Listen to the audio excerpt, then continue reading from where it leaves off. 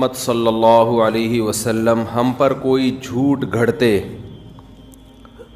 تو ہم آپ کا دایاں ہاتھ پکڑتے اور شہرک کاٹ ڈالتے، یعنی اپنی طرف جھوٹ کو منسوب نہیں ہونے دیتے۔ اس پر میں نے بیان کیا تھا کہ کوئی بھی ایسی شخصیت جو اللہ کی طرف غلط بات کو منسوب کر رہی ہو اور لوگوں میں اس کا اثر رسوخ بھی ہو تو اللہ ایسے شخص کو پنپنے نہیں دیتے، اس کو رسوا کر دیتے ہیں اللہ تعالیٰ۔ تو نبوت کا دروازہ تو بند ہے، اب ظاہر ہے یہ کام مذہبی اسکالرز کر سکتے ہیں، تو مذہبی اسکالر بھی کوئی ایسی بات کریں گے جن کو فالو کرنے سے لوگ گمراہ ہو رہے ہوں تو اللہ اس کو بھی نہیں پنپنے دیتے۔ ہاں یہ بات ضرور ہے کہ اللہ تعالیٰ اس کو پنپنے تو نہیں دیتے، لیکن کچھ نہ کچھ احمق اور بیوقوف لوگ ہر دور میں بہت سے لوگوں کے پیچھے لگتے ہیں، اور ایسے ایسے بیوقوفوں کے پیچھے لگتے ہیں کہ آدمی حیران ہوتا ہے کہ یہ شخص جسے نہ بولنے کی طاقت ہے نہ اس کے پاس معلومات ہیں۔ یہ روحانی لوگوں کو دیکھ لو نا، جو روحانی ڈرامے باز ہوتے ہیں نا، ان کا حلقہ بہت بڑا ہوتا ہے، ان کا حلقہ بہت بڑا ہوتا ہے۔ تو آپ کہہ سکتے ہیں کہ یہ تو ڈرامے باز ہوتے ہیں تو اتنے لوگ ان کو فالو کیوں کرتے ہیں، اللہ ان کو پنپنے کیوں دے رہا ہے؟ اصل میں اللہ تو پنپنے نہیں دے رہا ہوتا۔ سب سے بڑی بات یہ کہ ان کی جو باتیں ہوتی ہیں نا، ان کے نہ کوئی سر ہوتا ہے نہ کوئی پیر ہوتا ہے، تو عقل مندوں کی نظر میں 2-3 جملوں سے ہی ان کی حیثیت سامنے آ جاتی ہے۔ لیکن ایک مشہور مقولہ ہے کہ اگر اللہ عقل سے پیسے دیتا تو بے وقوف لوگ بھوک سے مر جاتے۔ تو ایسے ہی یاد رکھو، یہ جو فین فالوئنگ ہے یا عقیدت محبت، اس میں بے وقوف لوگ جیسے رس میں بہت دفعہ آگے ہوتے ہیں نا، تو بے وقوف لوگ ان چیزوں میں بھی آگے ہوتے ہیں۔ بے وقوفوں کی جو عقیدت ہے نا وہ بہت خطرناک ہوتی ہے، کیونکہ اس کے لیے کوئی دلیل کی ضرورت نہیں ہوتی۔ وہ جب عقیدت کسی سے کرتے ہیں تو بہت ڈینجرس عقیدت ہوتی ہے، کیونکہ وہ سمجھتے ہیں کہ ہم جس کو فالو کر رہے ہیں بس یہ بزرگ ہیں۔ جب کسی کو بزرگ مان لیا، دیکھو یہ جاہل لوگ، ان کے ہاں نبی کا جو مقام ہے نا، ہم جب نبی مان لیتے ہیں تو پھر نبی دن کو رات کہیں، ہم نے کیا کہنا ہے؟ رات۔ پھر ہمیں دن کو دن کہنے کی اجازت ہے؟ جب ہم نے یہ مان لیا کہ پیغمبر وہ بات کہتے ہیں جو اللہ کہہ رہا ہے، تو اللہ غلط کر سکتا ہے؟ غلط کہہ سکتا ہے؟ نہیں کہہ سکتا۔ تو پیغمبر دن کو رات کہیں، ہمیں رات کہنا ہے، رات کو دن کہیں، ہمیں دن۔ تو جو لوگ بزرگوں کو پیغمبر کا مقام دے دیتے ہیں تو ان کی نظر میں ایک امتی کو جو نبی سے عقیدت ہوتی ہے، وہ عقیدت ان کو ان بزرگوں سے ہو جاتی ہے جو ان کے خود ساختہ بزرگ ہیں۔ پھر وہ جتنی لمبی پھینکے گا نا اتنا بڑا بزرگ کہلائے گا۔ میں سمجھا پا رہا ہوں اپنی بات؟ کیونکہ ان کی نظر میں یہ بزرگ ہیں، تو یہ دیکھو پیغمبر جب دنیا میں آتے ہیں تو بہت سی باتیں ایسی کرتے ہیں جو ہمارے مینٹل لیول کے نیچے نیچے ہوتی ہیں، کچھ باتیں ایسی ہوتی ہیں جو ہماری مینٹل لیول سے اوپر کی ہوتی ہیں، جیسے قبر کا عذاب، یہ ہمارے مینٹل لیول سے اوپر کی، ہم نے مر کے تو دیکھا نہیں ہے۔ جنت ہے، جہنم ہے، یہ ساری چیزیں ہیں نا، یہ نیکی کرنے سے یہ ملتا ہے، یہ گناہ کرنے سے یہ عذاب ملتا ہے، یہ سب چیزیں ہمارے لیول سے اوپر کی ہیں۔ لیکن ہم کیوں مانتے ہیں؟ بھائی محمد صلی اللہ علیہ وسلم یہ باتیں اپنی طرف سے نہیں بتا رہے، بلکہ کس کا پیغام؟ اللہ کا پیغام ہم تک پہنچا رہے ہیں۔ تو اللہ تو غیب کا علم جانتا ہے۔ اگر نبی صلی اللہ علیہ وسلم وہ ساری باتیں وہی کرے جو ہمارے مینٹل لیول سے نیچے کی ہیں، تو پھر ہم کہیں گے بھائی یہ تو ہمیں ویسے ہی سمجھ میں آ رہی تھی، اس کے لیے پیغمبر کی کیا ضرورت تھی؟ یہ تو ہمیں ویسے ہی سمجھ میں آ رہی تھی نا۔ تو بعض لوگوں کی نظر میں بزرگ کا کانسیپٹ یہ ہے کہ اگر وہ ہمارے مینٹل لیول کے اندر کی باتیں کر رہا ہے تو پھر یہ بزرگ کس بات کا ہو گیا؟ تو یہ ضروری ہے کہ وہ کھوپڑی سے اوپر کی باتیں کرے، ایسی باتیں کرے جو آپ کی کھوپڑی میں نہ آئیں. تو بھائی یہ چیز پیغمبر پہ تو جچتی ہے، کیونکہ پیغمبر کا رابطہ کس سے ہے؟ اللہ سے. بزرگ پہ نہیں جچتی یہ چیز. بھائی آپ تو ہماری طرح کے انسان ہو، آپ جو بات کر رہے ہو اس کے پیچھے کیا دلیل ہے؟ لیکن آپ دیکھ لو جتنے بھی یوٹیوب پہ آپ دیکھو نا، ایسی باتیں جو آپ کے لیول میں آ ہی نہیں رہی، پتہ نہیں کیا کہہ رہے. حصار ہوتا ہے، حصار کیا ہے بھائی؟ کہتے ہیں جن چڑیل بھوت سے روکنے کے لیے کیا ہوتا ہے؟ حصار. وہ بھائی یہ کیا ہوتا ہے؟ کون سی میڈیکل سائنس کی کتاب میں لکھا ہوا ہے یا کیا ہوتا ہے یہ؟ جن وہاں سے اندر آئے گا، ادھر سے اندر کیوں نہیں آ سکتا؟ کہہ رہے ہیں یہ تمہارے سمجھنے کی باتیں نہیں ہے. تو جب نہیں ہے تو نکل یہاں سے بھائی. ہماری سمجھنے کی تو ہمیں ایسی باتیں کرنے کے لیے بیٹھے جو سمجھ میں ہی نہیں آئے ہمارے. لیکن لوگ نکالیں گے نہیں، لوگ کہیں گے یہی تو ہے، اسی کے تو ہاتھ چومے جائیں. علوم ہے بھائی، علوم دی اللہ نے ان حضرت کو. ایک کانسیپٹ جن چڑیل بھوت کا وہ ہے جو اسلام نے دیا ہے، وہ ہم مان لیتے ہیں بھائی اللہ جانتا ہے. ہم چڑیل تو نہیں ہوتی، جن کی لیڈی کو چڑیل کہہ دو آپ پیار سے.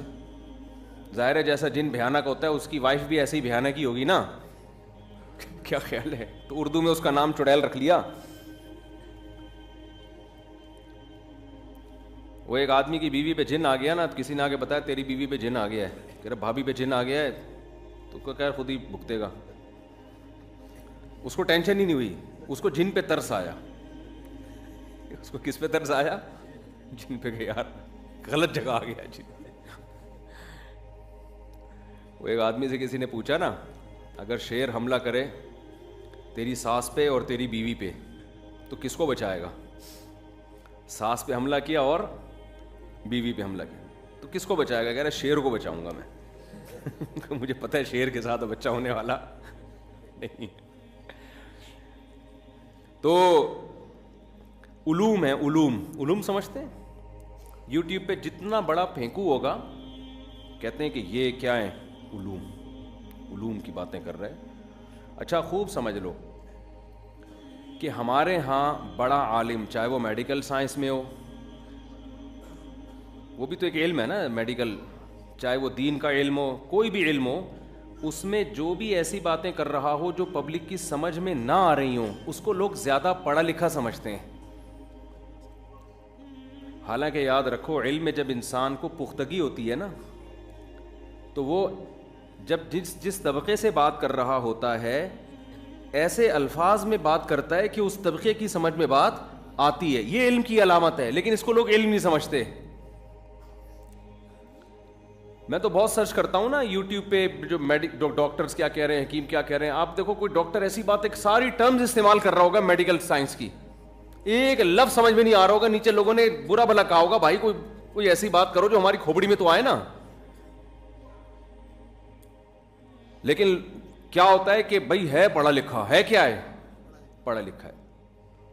تو یہ پڑھا لکھا ہونے کی علامت نہیں ہے.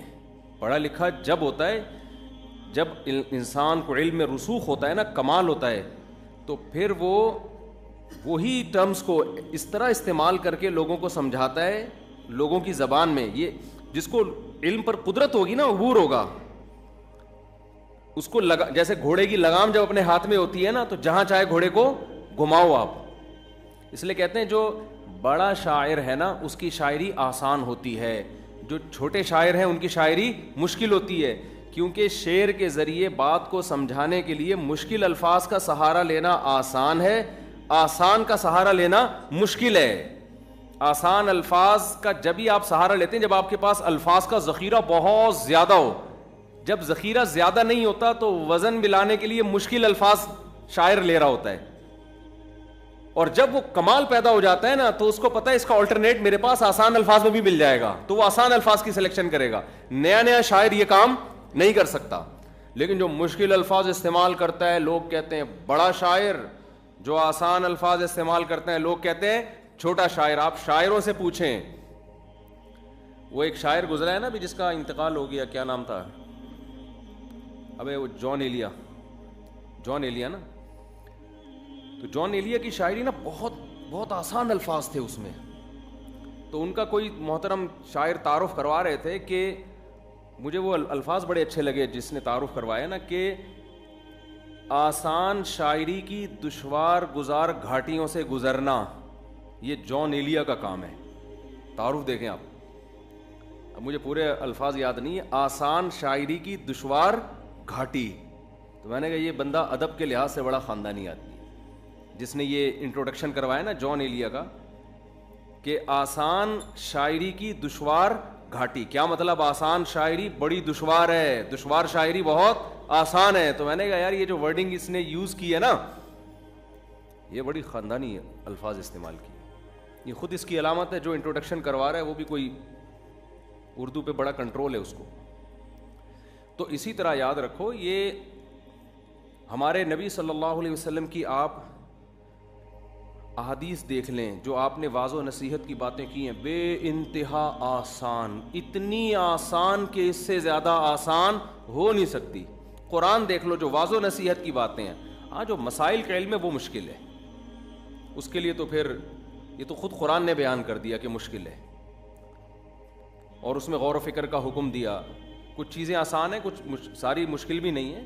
بیسک چیزیں تو بہت آسان بیان کر دیں, پھر آگے اس کی گہرائی میں جائیں گے تو اس میں پھر اجتہاد کرنا پڑتا ہے. لیکن جو واضح و نصیحت کی باتیں, جو موٹیویشن کی باتیں, جو قرآن کی مثالیں ہیں, وہ اتنی آسان کہ ہمارے ہاں جب کوئی عربی گرامر پڑھتا ہے نا طالب علم یا عربی سیکھتا ہے, تو سب سے پہلے درجے میں اس کو قرآن سمجھ میں آنا شروع ہو جاتا ہے, باقی چیزیں بعد میں آتی ہیں. اس سے پتہ چلتا ہے کہ اس دور میں جو عربی تھی, جو مدارس میں پڑھائی اور سکھائی جاتی ہے, اس عربی سیکھنے کے بعد سب سے پہلے کیا سمجھ میں آنا شروع ہوتا ہے؟ قرآن. بہت آسان آیتیں قرآن کی. قرآن میں ایسا بھی ہوتا ہے کہ سبجیکٹ اور جو خبر ہے نا, جو سبجیکٹ کے بارے میں کچھ بتایا جا رہا ہے, جو بھی ورب ہے, اس میں جب فاصلہ زیادہ ہو جائے نا تو اللہ اس سبجیکٹ کا تکرار کرتے ہیں. ثم ان ربک للذین عملوا السوء بجہالۃ, وہ پوری آیت کیا ہے بھائی؟ ثم ان ربک عملوا السوء بجہالۃ ثم تابوا من بعد ذلک واصلحوا ان ربک من بعدها لغفور الرحیم. دیکھو اللہ تعالیٰ یہاں کیا بتا رہے ہیں, تمہارا رب ان لوگوں کے لیے جنہوں نے جہالت میں گناہ کر لیا اور پھر انہوں نے توبہ کر لی. تو ہونا یہ چاہیے تھا آیت میں کہ تیرا رب ان لوگوں کے لیے جنہوں نے گناہ کیا جہالت میں اور پھر انہوں نے توبہ کر لی, غفور الرحیم ہے. یہ جملہ کمپلیٹ ہو گیا کہ نہیں ہو گیا بھائی؟ کتنی زبردست بلاغت کی بات ہے. دیکھو یار, اللہ تعالیٰ فرما رہے ہیں تیرا رب ان لوگوں کے لیے جنہوں نے جہالت میں گناہ کیا لیکن پھر توبہ کر لی, غفور اور رحیم ہے. لیکن غفور اور رحیم کس کی بات ہو رہی ہے؟ رب ہے. تو رب وہ تھوڑا دل یعنی پیچھے رہ گیا نا, اس لیے اللہ نے اس رب کا دوبارہ تکرار کیا, ان ربک من بعدھا, تیرا رب غفور الرحیم ہے. نہیں, یہ بات سمجھ میں, لمبے لمبے سینٹنس نا انسان کو ٹینشن میں ڈال دیتے ہیں.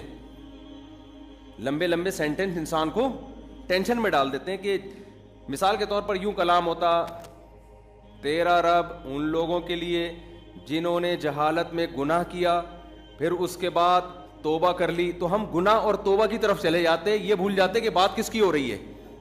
بات تو رب کی ہو رہی ہے, اس کی ایک صفت بیان کی جا رہی ہے کہ وہ غفور بھی ہے اور رحیم بھی. لیکن رب کا تذکرہ وہ تاخیر ہو گئی نا, اس میں پیچھے گزر چکا ہے, بیچ میں دوسرے جملے آ گئے. اب اگر اللہ کہتے کہ تیرا رب ان لوگوں کے لیے جنہوں نے گناہ کیا جہالت میں پھر ایمان بھی لے آئے اور توبہ بھی کر لی, غفور رحیم ہے, تو ایک دم انسان کو ٹینشن ہوتی ہے کہ جھانکنا پڑتا ہے, پیچھے دیکھنا پڑتا ہے کہ کس کی بات ہو رہی ہے. اب چونکہ مبتدا یعنی سبجیکٹ جس کی بات ہو رہی ہے اس کے بیچ میں لمبا سینٹنس آ گیا ہے, تو اللہ نے ان ربک من بعدھا, تیرا رب ان سب چیزوں کے بعد بھی غفور الرحیم ہے. اب من بعدھا میں اللہ نے پھر یہ نہیں کہا کہ جو جرم کر لیں اور توبہ کریں, بلکہ من بعدھا کا مطلب ان سب کے بعد بھی کیا ہے, تیرا رب غفور اور رحیم ہے. تو قرآن میں بہت ملے گا, یہ بہت آسان, بہت آسان. جہاں لمبا جملہ ہو رہا ہے اللہ نے سبجیکٹ کو دوبارہ اس کو تکرار کر دیا. اصولی لحاظ سے عام طور پر کلام میں یہ چیز معیوب سمجھی جاتی ہے. عام زبان میں جب ہم بات کر رہے ہیں نا تو اس کو معیوب سمجھا جاتا ہے, لیکن قرآن میں یعنی جس چیز کو بسا اوقات ہم معیوب سمجھ رہے ہوتے ہیں, قرآن کی نظر میں وہ معیوب نہیں ہے, کیونکہ قرآن کہتا ہے کلام کا مقصد ہے لوگوں کے دلوں پہ اثر ڈالنا.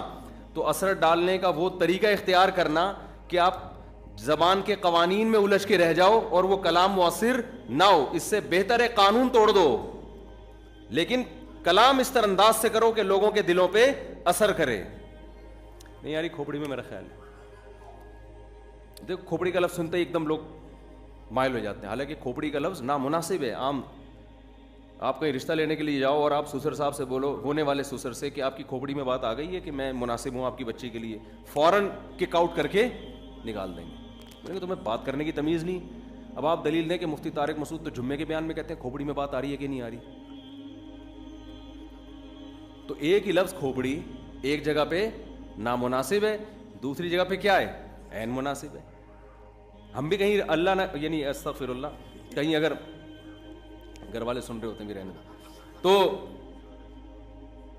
ہاں, میں نے بات اصل میں یہاں سے شروع کی تھی کہ اللہ تعالیٰ نے قرآن مجید میں نبی صلی اللہ علیہ وسلم کے بارے میں فرمایا کہ اگر یہ ہم پہ کوئی معاذ اللہ غلط بات منسوب کرتے تو ہم ان کو پنپنے نہیں دیتے. تو میں یہاں سے عرض کیا تھا میں نے کہ جو بھی 2 نمبر لوگ ہوتے ہیں نا, اللہ ان کو پنپنے نہیں دیتا. ہاں, جو بے وقوف قسم کے لوگ ہوتے ہیں وہ ان کو فالو کرنا شروع کر دیتے ہیں. تو کسی بھی فیلڈ میں عقل مندوں کا اعتبار ہوتا ہے, احمقوں اور بے وقوفوں کا اعتبار نہیں ہوتا.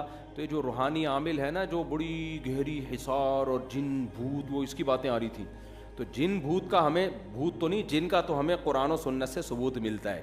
ہم مانیں گے اللہ نے کہہ دیا, لیکن اس کی کیا کیفیت ہوتی ہے, وہ قابو میں آتے ہیں نہیں آتے, ان چیزوں کا قرآن میں کوئی تذکرہ نہیں ہے. لہذا یہ عامل جو دعویٰ کرتے ہیں ہم نے جنات قابو میں کر لیے, یہ کر لیا, او بھائی یہ تمہاری اپنی کہانی ہے, یہ ہماری کھوپڑی میں نہیں آتی. میں نے آج تک کوئی جن کسی عامل کے قابو میں نہیں دیکھا. البتہ عامل جنات کے قابو میں بہت دیکھے, میں نے بہت دیکھے کہ اس پہ جن آیا ہوا ہوتا ہے, خود اس کو کنٹرول کیا ہوا ہوتا ہے جن نے. تو ایسا بہت ہوتا ہے, ایسا نہیں ہوتا کہ عامل جنات کو قابو میں لے لیں. سمجھتے ہو کہ نہیں سمجھتے؟ تو ان چیزوں میں پڑھ کے تو ان کے فالوورز جو زیادہ ہوتے ہیں نا, تو وہ اس لیے کہ وہ مینٹل لیول سے اوپر کی باتیں کر رہے ہوتے ہیں.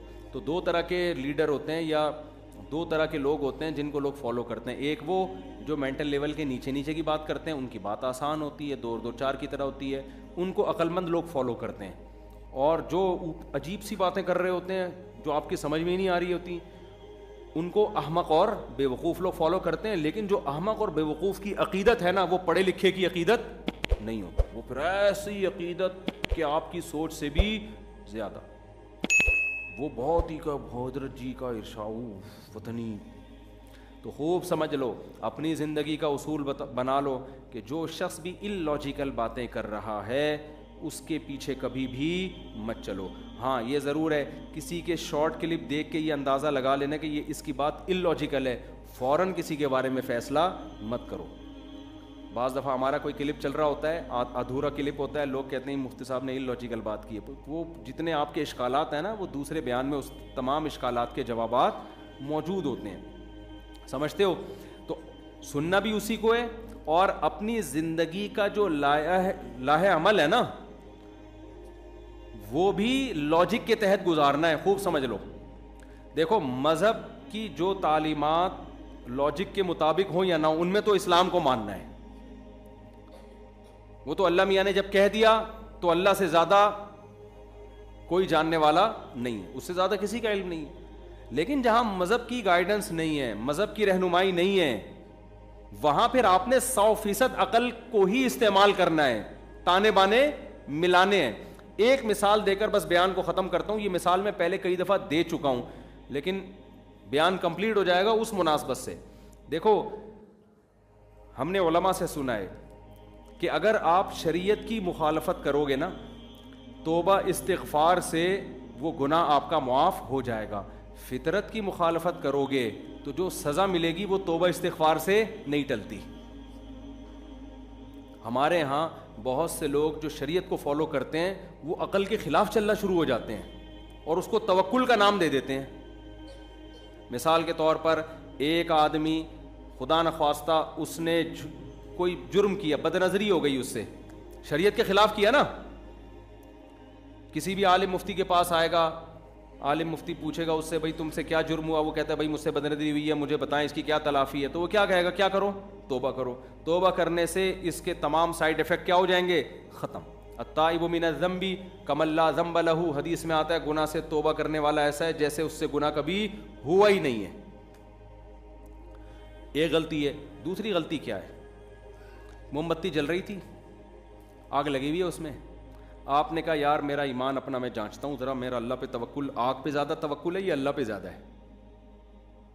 تو میں اللہ پہ توکل کرتا ہوں, اس موم بتی میں ہاتھ ڈالوں گا, اللہ چاہے گا تو ہاتھ میرا نہیں جلے گا. آپ نے اس انگلی میں, اس آگ میں انگلی داخل کر دی, وہ آگ لازماً آپ کے ہاتھ کو جلائے گی, کیونکہ آپ ابراہیم علیہ السلام نہیں ہیں. اللہ نے ابراہیم علیہ السلام سے وعدہ کیا تھا کہ آگ میں ڈال دیں گے میں بچا لوں گا, آپ میرے اور آپ سے اللہ نے ایسا کوئی وعدہ نہیں کیا. اس لیے اللہ پہ توکل کا سہارا لے کے ہمارے لیے آگ میں انگلی داخل کرنا جائز ہو جائے گا؟ جائز نہیں ہوگا, کتنا بھی توکل ہو.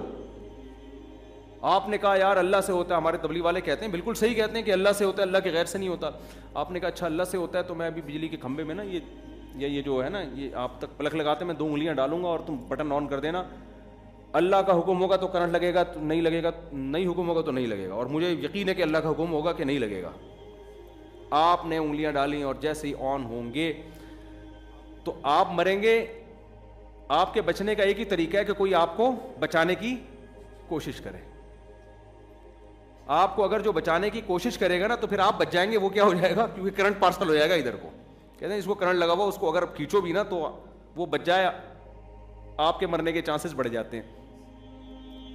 تو یہ کیا, یہ کس سے پھٹا کر رہے ہو آپ؟ شریعت سے نہیں, کس سے؟ نیچر سے. اللہ کے نیچر کے جو اصول ہیں وہ تبدیل نہیں ہوتے, وہ تو کبھی معجزہ ہو جائے تو ہو جاتے ہیں, ورنہ نہیں ہوتے, وہ کبھی بھی تبدیل نہیں ہوتے. اب جناب آپ کو لگا پاورفل قسم کا کرنٹ, آپ اندر سے آڑے ترچھے ہو گئے, بالکل فرمائی آپ کا ٹیڑھا ہو گیا, پہچان میں ہی نہیں آ رہے کہ کون سا بندہ ہے. یا آپ نے آگ میں انگلی ڈالی اور وہ انگلی آپ کی کیا ہو گئی, جل گئی. اب آپ آئے مفتی صاحب کے پاس, مفتی صاحب مجھ سے غلطی ہوئی ہے, میں نے آگ میں اپنے آپ کو جلا دیا ہے. تو مفتی صاحب کہیں گے توبہ کرو بھائی, یہی کہیں گے نا. تو آپ کہیں گے بھائی توبہ کرنے سے کیا ہوگا؟ وہ کہیں گے صرف گناہ معاف ہوگا آپ کا. کہ حماقت کیوں کی, کہ بھائی حدیث میں تو آتا ہے جو توبہ کرے وہ ایسے جیسے گناہ کیا ہی نہیں. تو میں نے جب آگ میں انگلی ڈالنے سے آئندہ کے لیے توبہ کر لی تو میں تو ایسے ہوں جیسے گناہ کیا ہی نہیں, لہٰذا میرا زخم خود بخود ٹھیک ہو جائے, یا انگلی جو جل کے ختم ہو گئی واپس آ جائے, کیونکہ حدیث میں آتا ہے جو گناہ کر کے توبہ کرتا ہے ایسے جیسے کیا ہی نہیں. تو ایسا ہونا چاہیے جیسے میں نے آگ میں انگلی ڈالی ہی نہیں, تو ہو جائے گی انگلی واپس آ جائے گی؟ نہیں آئے گی. وہ کہیں گے بھائی آپ نے بغاوت کس سے کی ہے؟ فطرت سے کی, آپ نے نیچر سے لڑے ہو. آپ سمجھتے ہو کہ نہیں سمجھتے؟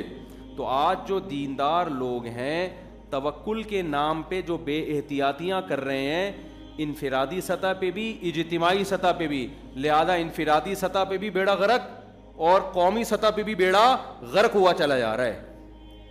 اور کہتے ہی ہیں کہ ہم چونکہ مسلمان ہیں, ہمارے ساتھ اللہ ہے تو اللہ کی ہمارے ساتھ مدد ہوگی, ہم ترقی کریں گے. آپ ترقی کے علاوہ ہر قسم کا, آپ 4 شادیوں کا خواب دیکھ سکتے ہو, آپ ان حالات میں ترقی کا خواب بولو نہیں دیکھ. خدا نے آج تک اس قوم کی حالت نہیں بدلی, نہ ہو جس کو خیال آپ اپنی حالت کے بدلنے کا. تو وہ اسباب اختیار کرنے پڑیں گے, کھوپڑی استعمال کرنی پڑے گی. نہی علی المنکر میں اسباب اختیار کرنے کا حکم ہے جو فرض ہے, تو اس کے بغیر کہاں؟ دیکھو نبی نے کیا فرمایا, من رأى منکم منکرا فلیغیرہ بیدہ. بتاؤ برائی کو ختم کرنا ہمارا فرض ہے یا نہیں ہے؟ لیکن نبی نے کیا فرمایا, اتنا فرض ہے جتنا افورڈ کر سکو. ہونا تو یہ چاہیے تھا بھائی حق بیان کرو چاہے جو مرضی ہو جائے, کچھ بھی ہو جائے, جو بھی اثرات ہو. نہ آپ نے فرمایا جو برائی کو ہاتھ سے روک سکتا ہے تو وہ تو ہاتھ سے روکے, جس میں ہاتھ سے روکنے کی طاقت نہیں ہے اب پھر ہاتھ سے مت روکے. وہ پھر کیا کرے؟ پھر نہیں بھائی, پھر تو سائیڈ افیکٹ کیا ہوں گے؟ زیادہ ہوں گے. وہی قصہ ہو جائے گا کہ بھینس کے منہ میں پائپ رکھا, جمال گوٹا رکھ کے پھونک ماری, بھینس نے پہلے پھونک مار دی بھینس نے.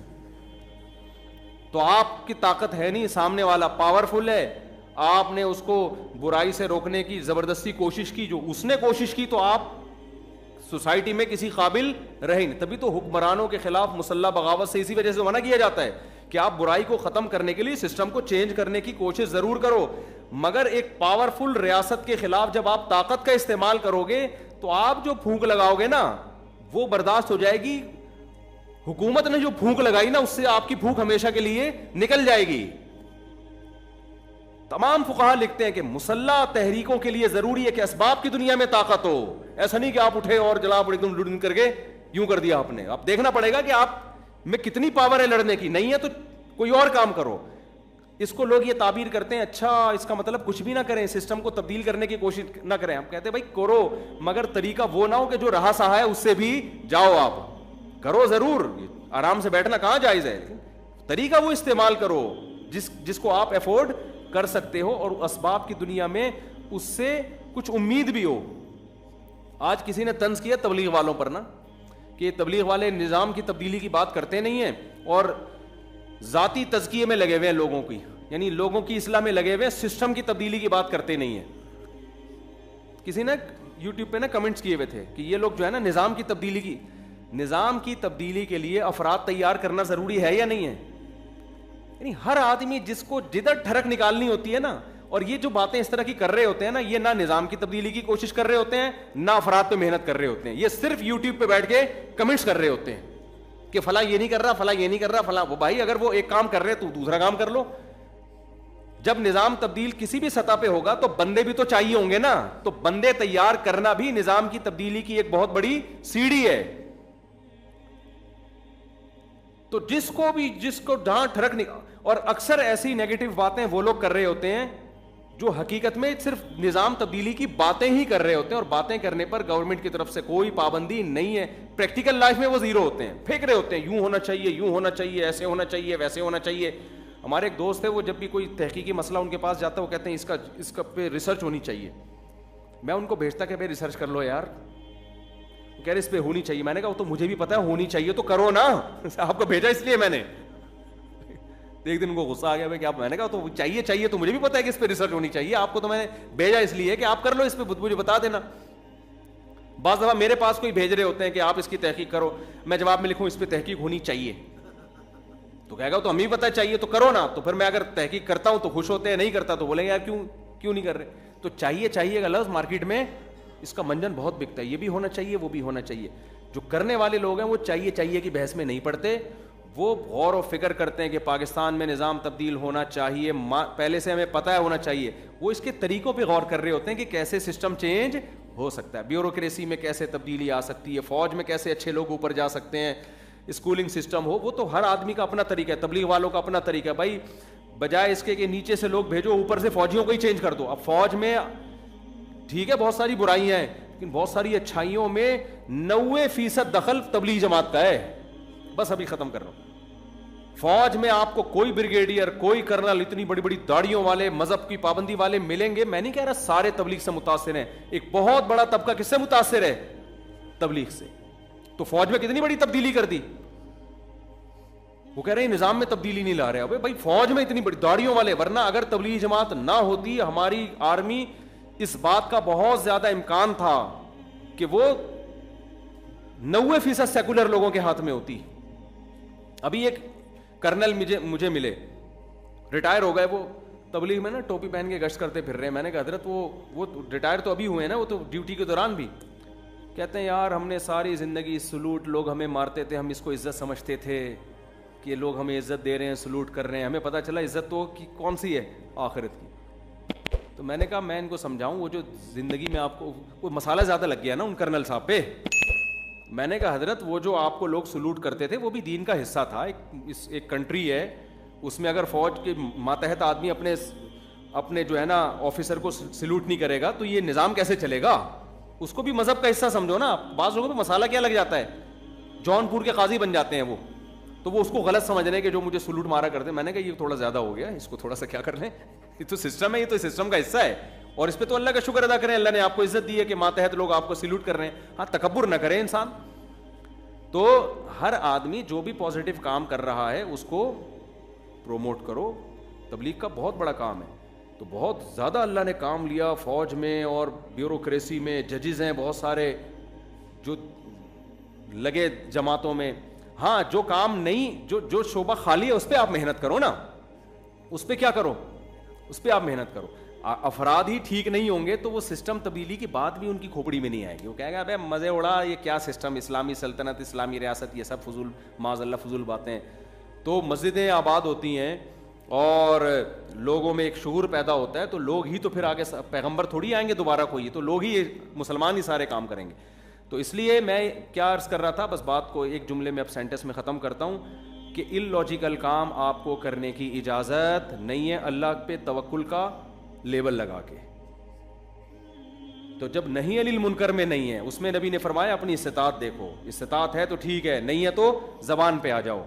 فمن لم یستطع فبلسانہ, زبان سے کہنے پر اکتفا کرو, اور اگر اس کی بھی طاقت نہیں ہے فبقلبہ, تو بقلبہ کا مطلب یہ نہیں کہ دل میں, دل سے برا سمجھو, بقلبہ کا مطلب دل سے تبدیل کرو. دل سے تبدیل کا مطلب دل میں یہ نیت کر رکھو کہ اللہ ابھی تو میں بول بھی نہیں سکتا, جو مجھے ذرائع اور وسائل ملے نا, جتنا کام کرنے کی, جتنا برائی کو دنیا سے ختم کرنے کی, میں وہ تمام سوٹیبل ذرائع اور تمام سوٹیبل وسائل میں اختیار کروں گا. میں ایسے نہیں بیٹھوں گا, جتنے بھی جو بھی سوٹیبل طریقہ ہوگا تو وہ میں اختیار کروں گا. تو وہ نبی کا بھی یہی سیرت ہے, تمام انبیاء کی یہی سیرت ہے, اور قیامت تک یہی طریقہ چلے گا. ایسا کام کرنا جس میں لینے کے دینے پڑنے کا خطرہ ہو, تو کتنا ہی اچھا لیبل لگاؤ گے, کتنا ہی اخلاص ہوگا, تو اللہ اس میں آپ کی مدد نہیں کرے گا. جیسے ایک آدمی آگ میں انگلی ڈالتا ہے کسی ہندو کو دکھانے کے لیے کہ میری انگلی نہیں جلے گی, دیکھنا یہ اس کی علامت ہوگی کہ ہم سچے ہیں. تو اللہ نے کب تجھے کہا کہ بھائی تو تیرا ہاتھ نہیں جلے گا, پھر بھی ہاتھ جلے گا, ٹھیک ہے نا. ہاں بعض دفعہ اللہ کی طرف سے کسی پر الہام ہو جاتا ہے, جیسے کرامات کے ایسے واقع ہے, وہ الہام جیسے موسیٰ علیہ السلام کی ماں پر الہام ہوا, بچے کو صندوقچے میں ڈال دو ہم بچا لیں گے, پھر ان کے لیے صندوق میں ڈالنا کیا ہو گیا, حلال ہو گیا. وہ بعض دفعہ وہ اللہ کی طرف سے ایسا قوی الہام ہوتا ہے, وہ دوسرے کے لیے تو حجت نہیں ہوتا, لیکن جس پر ہوتا ہے اس کے لیے وہ حجت ہوتا ہے. لیکن اب الہاموں کا ایک نیا سلسلہ نہ کھل جائے کہ اچھا مجھے تو یہ الہام ہوا تھا کہ یوں کر لو, وہ ایک الگ ٹاپک ہے, پھر اس پہ میں کبھی بات کروں گا انشاءاللہ. اللہ تعالیٰ سمجھنے کے